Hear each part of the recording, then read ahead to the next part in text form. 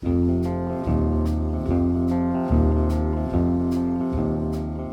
that looks good. All right, we're good. Let's get our timer going.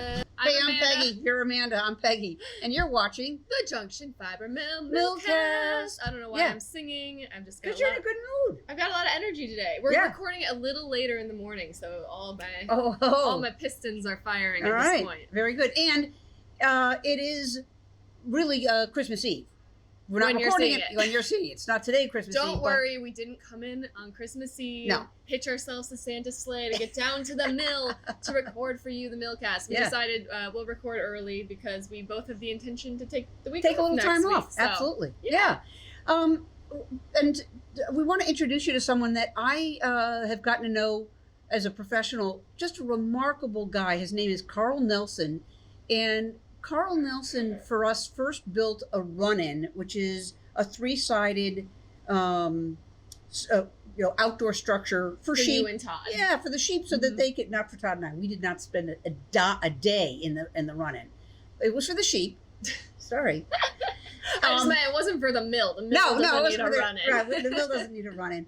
And we watched Carl do it. He has his own sawmill, and it's portable. He'll go to properties, cut down trees, and then make, the 4x4s and the planks and everything to build outdoor agricultural structure. That is so cool. So it's literally using the materials that are already there, and then creating something with them. I think that is very cool. He cut down the trees to make our run-in from his own property. We didn't have any woods for him to cut down. Yep. And we were so impressed with how he did it that we knew we were going to need to build a regular barn because our flock was growing. And so we built, I believe it's a 20 by 30 barn. And Carl cut the trees down and made all the big beams that you see on the inside and framed it all. And then it came to our property. There was a crane that lifted it up and put it in place.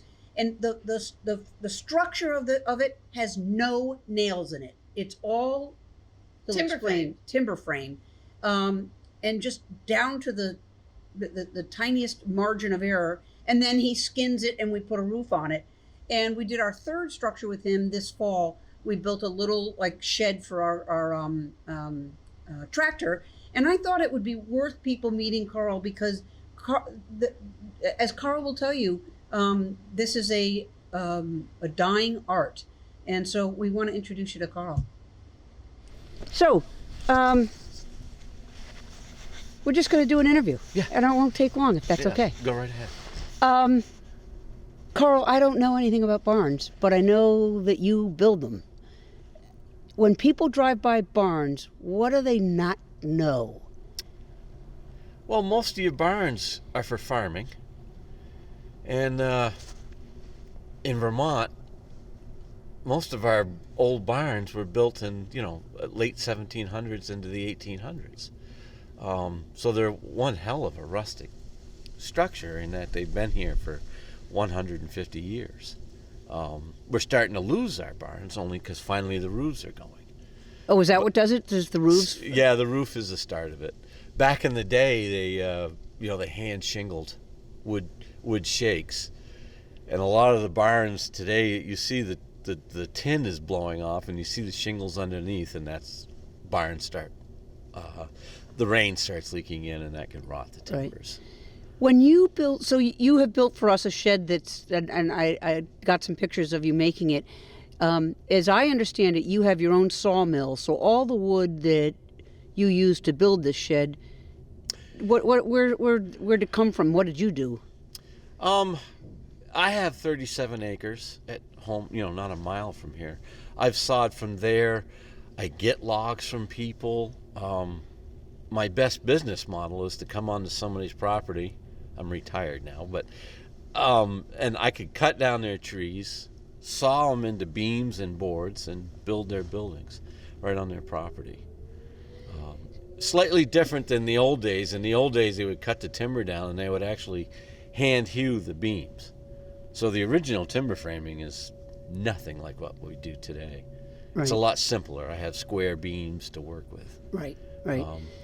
But I know when you built our barn, and I think it was back in 2015, everything about it, you had cut all the pieces. It was almost like a jigsaw puzzle. It's exactly what they are.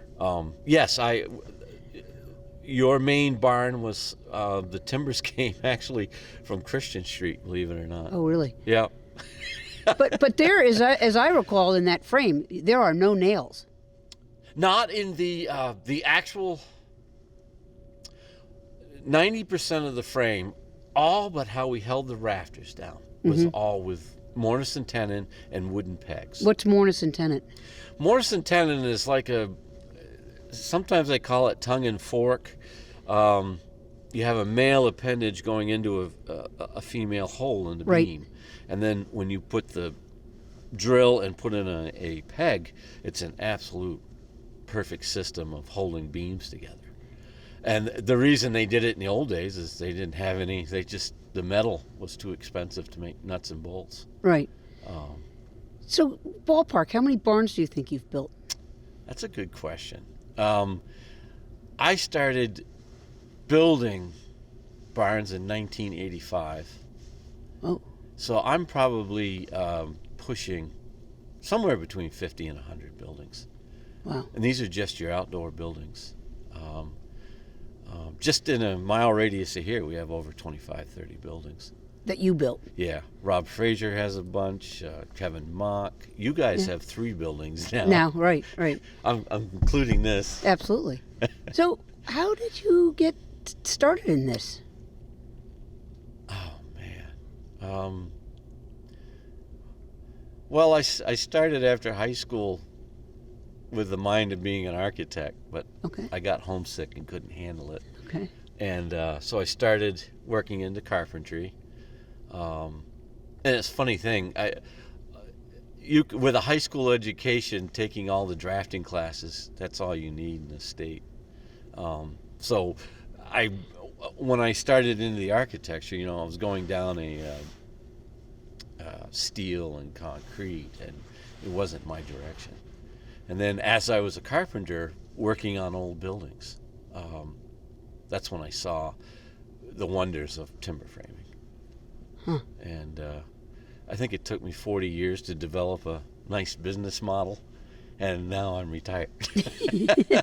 So, I learned the entire trade. I think I finally could call myself a master of outbuildings, but it took a lifetime.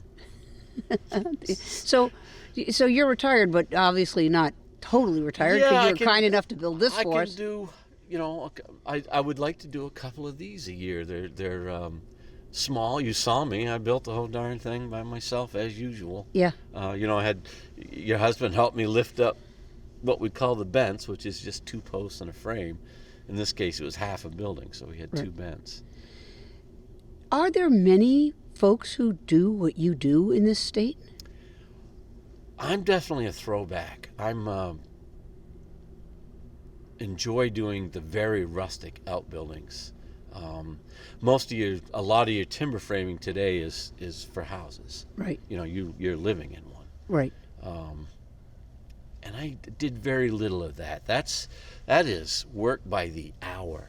People pay unbelievable. Right. Because they're paying craftsmen by the hour. I usually get paid by the job. Right. So that I can ignore my actual hours of okay. working. But the talent and the skill that you've developed over all these years, do you see anyone following in your footsteps, or is this a dying art? This is a dying art for sure, because even in the new modern timber framing industry, it's all set up for cranes and whatnot. So the joints are a little different. Okay. I don't believe they're as good. Not all wood is alike. When you're doing the frame, not the siding, but the frame, what's the kind of wood you like to work with? I've been having great luck with both pine and hemlock, which is, that's everybody has pine and hemlock on their property. Right. I think in the old days, they used a lot of fir, a lot of hemlock, a lot of tamarack. And today you see a lot of pine. That's what we have most of. Is pine as strong as hemlock? It's not as strong, but it has strengths that hemlock doesn't have, in that it's very light. Its grain is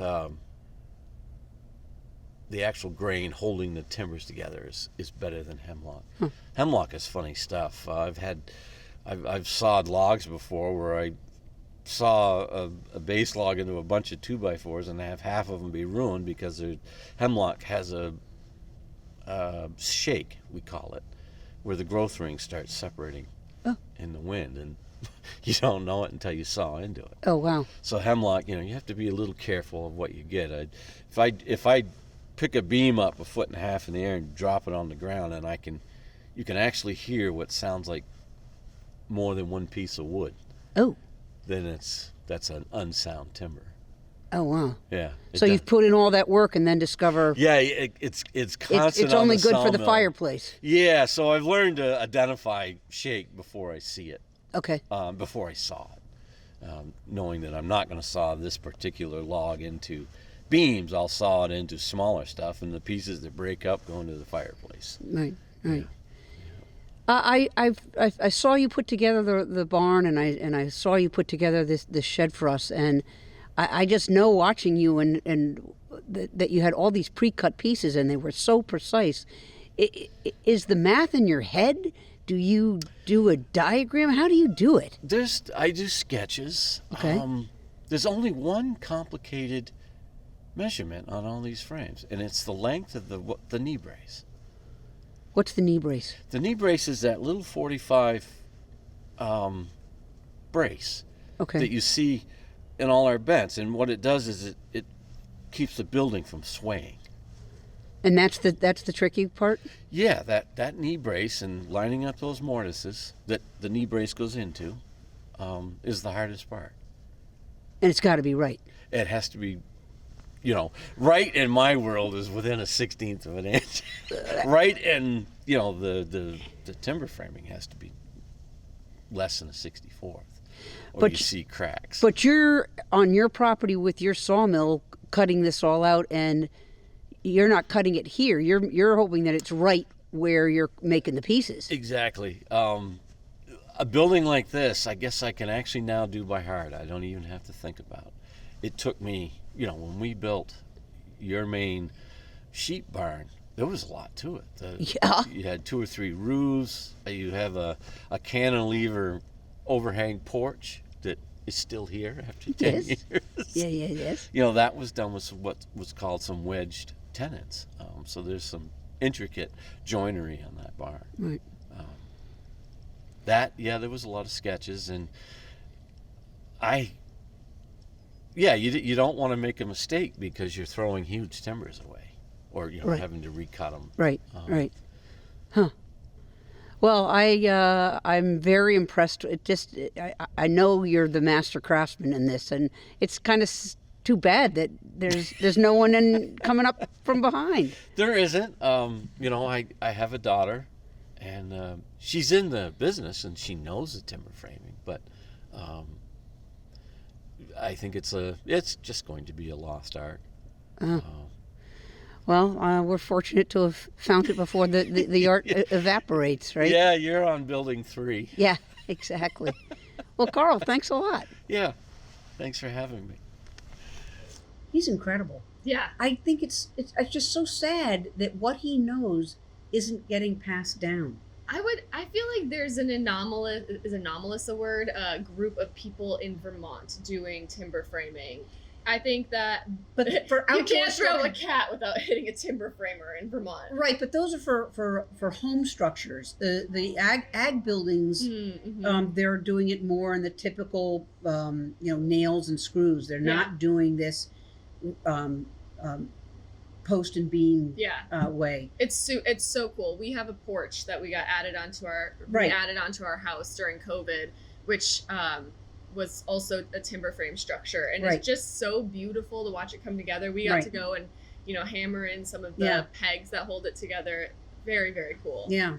So it's I think Carl has 1 or 2 more barns left in him, and I would like to watch those go up, and they'll probably go up in the neighborhood. And when I say neighborhood, within a couple of miles, he's got a lot of barns he built. Yeah. So anyway, that was fun. I hope you enjoyed meeting Carl. One more timber framer little tidbit that I want to include, because I think it's something we should all be proud of here in Vermont. is, as I think folks know, Notre Dame Cathedral was back open to the public recently. Very. And it was there was a bunch of articles about it, but it's sort of a friend of a friend. Yeah. Will, I forget his last name, but I don't know him very well personally, but a friend of a friend who's one of those timber framers I was referring to. And he was very much involved with the construction. The renovation of Notre Dame. And he was doing some of the woodwork up in the eaves. Yeah. Isn't that so cool? I loved it. Yeah. Vermont contributed. So again, I think maybe my friend group is weird, but I have a lot of timber framers in it. So anyways, put that aside. We love timber framing. I feel like somehow there's like a wool and timber frame that kind of like go together, like knitting it. Like there's just something to the art of building those sort of structures out of natural materials. And let nothing go to waste. Exactly. Yeah. And then they still stand. Like they're heritage structure. Yeah, although it was interesting, he said the thing that compromises buildings, these agricultural buildings, and you see them all over Vermont, buildings that are slowly falling apart, is that the tin roofs blow off, and that's the beginning of the end. Interesting. Because then the water gets in and the wood starts to rot. Yeah, so you gotta keep it dry. Yeah, it's losing the roof is the start. All right. I did not bring my knitting with me, but I'm still working on my son-in-law's sweater, and I'm doing it with the Chaogu needles. Chaogu. So I have a question. The creme de la creme, so we think. If they are. So they're the interchangeable ends, and you can have different length cables in between. Here's my question. When I'm just doing regular knit stitch, I have no problems. But if I'm doing like toggling between knit and purl, okay, that right hand one inevitably loosens up, and I got to be so conscious of tightening it up. Yeah. I want to know, is there a tip? I do the whole pin. Know this also. I do the pin thing and I tighten it up. Doesn't matter. It still loosens, and I don't do anything odd. It's not like I'm doing this. Here's my tip: interchangeables always are going to have that fault. You should just invest in a non-interchangeable needle for the sizes you're going to use a lot of. That's what I do. Is that what you're doing? I would now? like to hear what you have abandoned. I treat myself if it's a project that doesn't. I don't know what's the line here. I think if I have time to go to the knitting store and I plan in advance, and it's going to be a project that's going to last take a while. For a while, I so much more prefer to have like a non-interchangeable needle, because I so hate when the yarn gets stuck in the groove. Exactly. So I just want to know if others have that, and if they have a tip. Or is there another brand? Yeah, maybe there's another brand that clicks in and doesn't screw. I don't know. Yeah, it's a tough problem because it needs to be smooth. And yet that brand is everywhere. So I don't know. And I love the feel of those needles. Like I think when it's non-interchangeable, it's like perfect. Do not stab yourself with those needles. Yeah, but I like the nice sharp point. Yeah.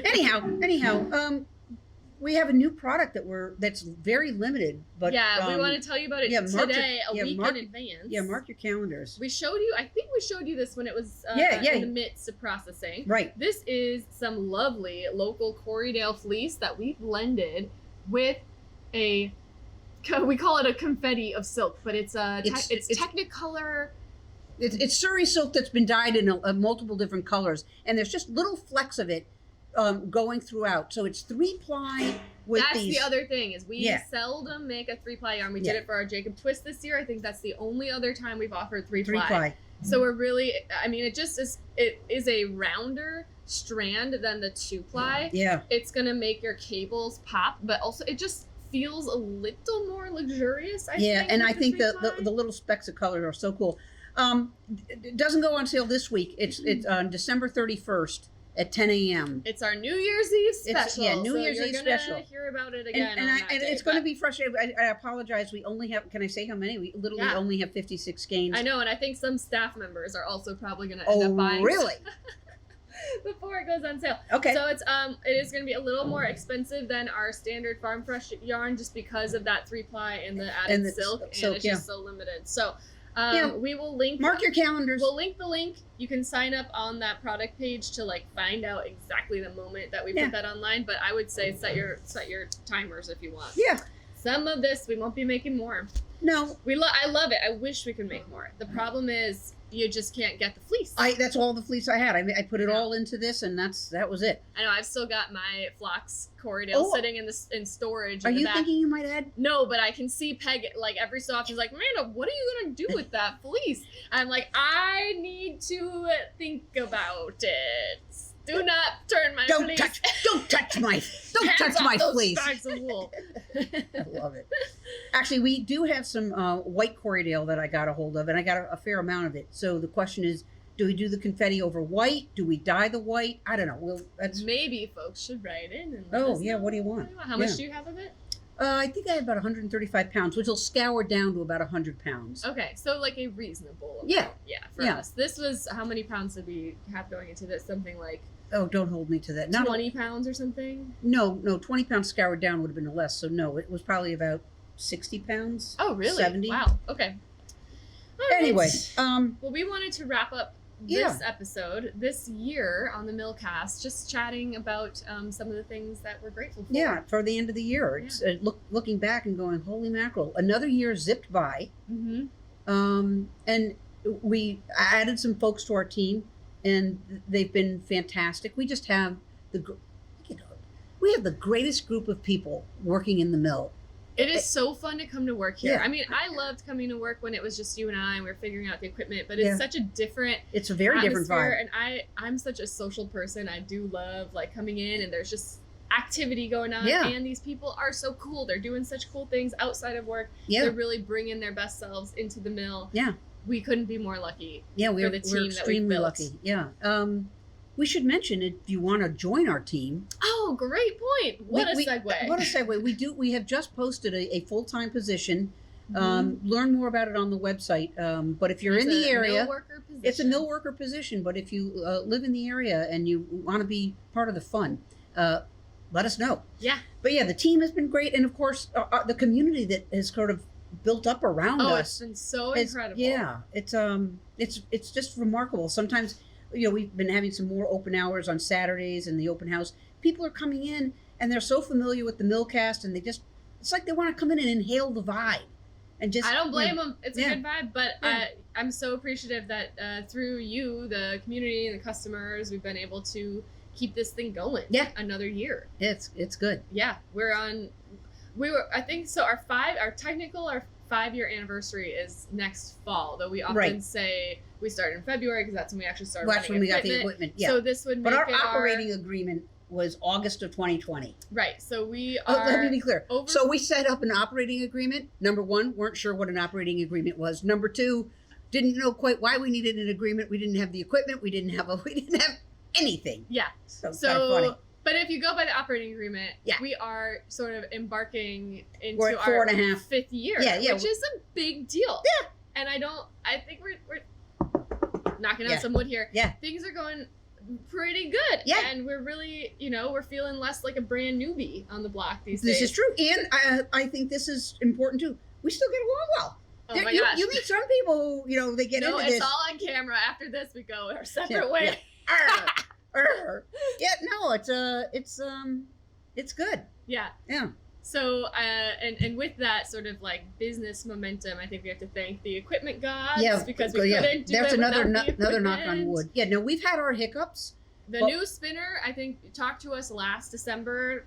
We were probably taking some deep breaths about that spinner from Italy. January, we were pulling our hair out. Yeah, so now we can safely say we know that machine. We know Our the machine team is rocking it with and the that spinner. machine is the bomb. It is so great. We couldn't do what we're doing without that machine. Yeah, we love the Ramella spinner. It's just terrific. And the pin drafter, which is so critical to us, has had a few setbacks, but if it's offline, it's not offline for very long. Mm-hmm.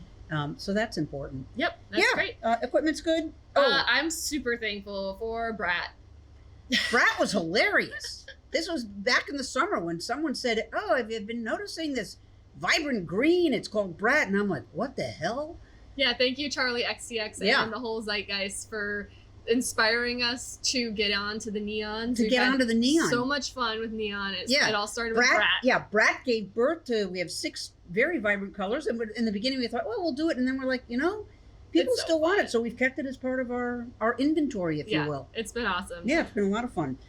We also have to thank Ona Walton, who took a journey with us to create an incredible pattern, the Lindell sweater, which was our first ever Rhinebeck sweater. Mm-hmm. This year is our second time going to Rhinebeck, so at least we knew what we were getting into. And we wanted to do a unique sweater for Rhinebeck. And man, did Ona She knocked it out of the ballpark. Just the other open house, Ona was here with her new pattern, which we talked about in the last episode, and somebody came in to find just an extra skein for and anyway, she was just like, oh, this is what I'm knitting. We're like, the designer's right over there. And she was just raving about the pattern. And I think that's everyone's impression is, oh my God, first of all, they're a little intimidated, as they should be. And then they get into it and they're like, okay, not so bad. But also, this is a work of genius. Yeah. So thank you, Ona, for sort of taking our initial like inquiry and like completely running with it. Yeah. And what a flyer. Such a beauty. Yeah. Very nicely done. Yeah. We also want to thank all the sample knitters that have helped us out because, we need that. You know, we make the yarn and we don't always have time to then say, okay, well, what does it look like when it knits up? And we have some just terrific samples that our sample knitters have done. Too, especially with the solstice box. We needed like a test knitter for that pattern. That was fantastic. We're thankful for the festivals we've been able to go to, especially new this year was Maryland. Yeah, Maryland Sheep and Wool, where we had our really fun crab cake. Maryland Blue Crab. Maryland Blue Crab yarn. That was great. Yeah, it was a long drive, but got to meet a whole lot of new group of people. We got connected with Babs through that too. That's right. So that was really fun. We love making new friends at these festivals. Absolutely. And continuing to grow our sort of community. And we'll be back to Maryland. I think, I don't think we're adding any new festivals, but all the ones that we were at in 2024 we'll be at for 2025, which keeps us busy. We are working, as you guys know, on new ways of getting our product to the festivals to sort of save ourselves some time. But we'll be there. New and improved. 2025. Yeah. I think that's all we have on the list. I think personally, obviously, I'm super grateful that I have a new kid in my life. Yeah, that's right. Yeah, Lewis came in March and he's just been a terrific baby, and I'm so thankful for you for taking on more than you were asked for my maternity leave. Hey, it worked out. Again. It worked out. Yeah. Thank you. You are welcome. You are welcome. I'm very grateful to have you as a partner. You had to say that now. No, I mean, come on. Look what we've accomplished. It's just remarkable. It is. Yeah, and people have finally figured out she's not my daughter. Okay. Yeah, we haven't gotten that in a little while. We haven't. We're just friends. Just friends. Hey, listen. Have a fabulous New Year, and we'll see you in 2025. Actually, I think we have one more episode. 31st. We should do an episode. That's right. Because we got to talk about this. Yeah, so it'll actually be in 2024. It'll be just under the line. Okay, so I take it back. I don't know about 2025. I'll see you in 2024. Right. Yeah, but we do want to mention we will have a Saturday open house on January 4th. If you've wanted to come to our open houses, but the that Friday afternoon doesn't work, we thought, well, we'll try one. It'll be 10 to 1 open house, include the tours on January 4th. So if you want to kick off 2025, come by and see us. All right. Ciao. Bye.